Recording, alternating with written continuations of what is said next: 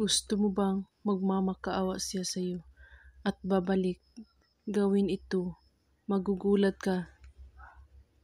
Hinding-hindi ka niya titigilan kapag ginawa mo ito. Kapag gumawa kayo nito, ay buo ang inyong paniniwala. Walang ibang iniisip at pagdududa. Isulat mo sa inyong palad ang pangalan niya. At sa baba, isulat mo ito. Puntundok. At pagkatapos, i-close mo ang inyong kamay at ibulong mo ang pangalan niya ng 10 beses.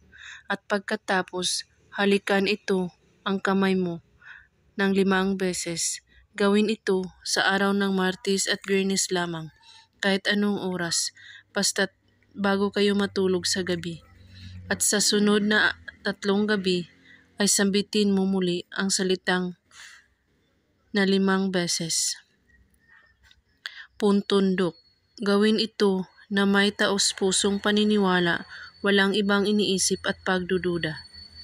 Para tatalab agad. At kung may katanungan po kayo ay magko-comment lang po sa baba. Maraming salamat sa panonood. May God bless us all.